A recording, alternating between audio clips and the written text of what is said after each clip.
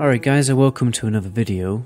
Today I'm going to be counting down 5 very disturbing details in World of Warcraft that you may have missed. Now, I've watched many other videos about creepy stuff in WoW before I made this video, and I promise you I tried my absolute hardest to find very obscure details that nobody has mentioned before, so I guarantee at least one of the things on this list you have not come across yet. And I know it's technically not Halloween anymore, but I just really wanted to make this video and some IRL stuff got in the way. Now, first of all, I want to talk about Blackrock Depths, because I don't think people really realise just how sinister this dungeon is. Years ago, I jumped into Blackrock Depths with my ambience turned up to full, and I realised I could hear the screams of people being tortured.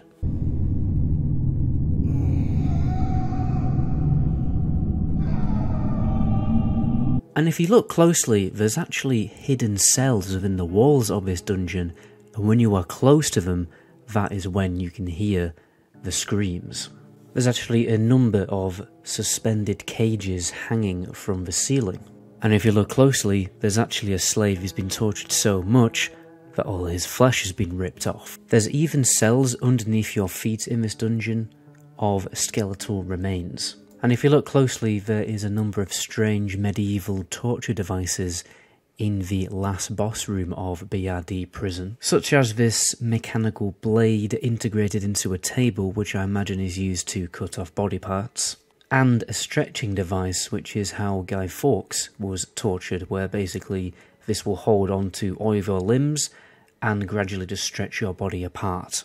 And obviously a classic Iron Maiden. And a number of the NPCs in this part of the dungeon have the red hot torturing poker, which you can actually obtain from the first boss of Scarlet Monastery Graveyard. So at the beginning of Blackrock Depths, there's actually one big torturing facility. Now we're moving on to Nagrand, where hidden in the mountains near the Throne of Elements, there is a very strange baby-eating troll. In this camp there are various children running around, and also an abnormal amount of babies.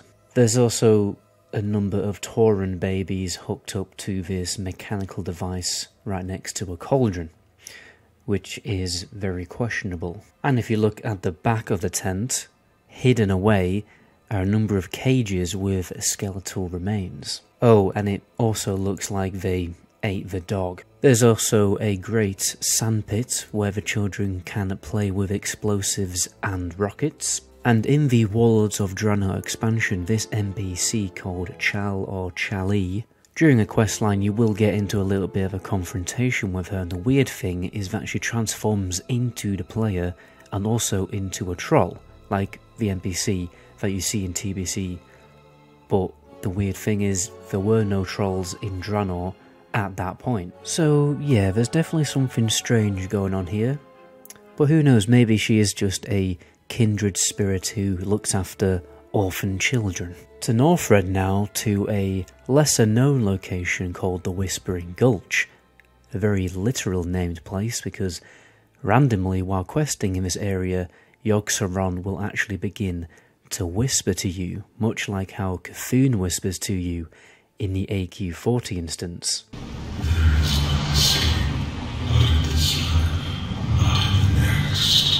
A very strange thing to come across to the unbeknownst traveller just trying to grind some XP. You'll also hear the exact same kind of whispers from the Arnd Gehet, the Old Kingdom instance. Because the Onyxia instance is so dark, not many people notice the group of 4 adventurers who have been totally scorched by Onyxia. It's pretty graphic when you look very closely at these models, because they're just totally blackened and you can still make out what races they are. Like for instance, this one on the left is a night elf, and the guy who is crouched over is very obviously a dwarf. We also have this constant smoking effect, which kind of insinuates that they have very recently been burnt to death by Onyxia.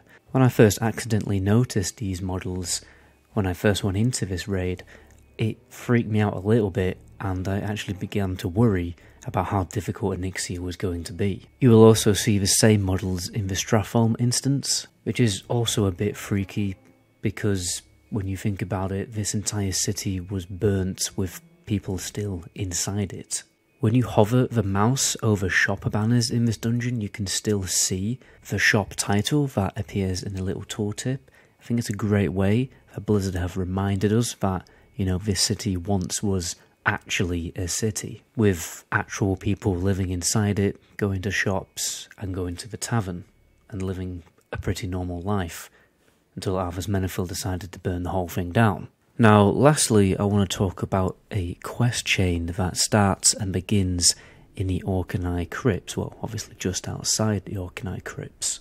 There's a reason why in this instance you'll see various piles of bones. Orkney Crypts is, you know, what it says on the tin. It used to be a big graveyard, a big burial ground for fallen Draenei who have died in various wars. Obviously, the Draenei were nearly totally wiped out by the orcs, and this is where the bodies of many slain innocent women and children lay to rest.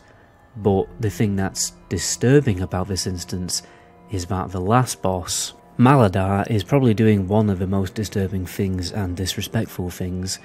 He's trying to make an undead army from his own fallen kin. This is why later on in the instance you see more and more undead enemies. The quest chain obviously explains all this, and the main reason why the quest chain exists is to obviously put down Maladar and to let these spirits finally be free.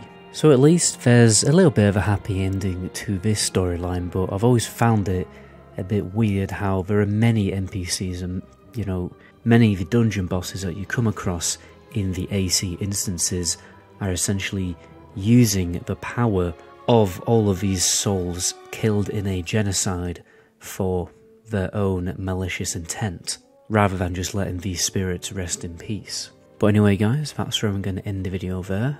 My name is MetaGoblin. To my next video, ciao.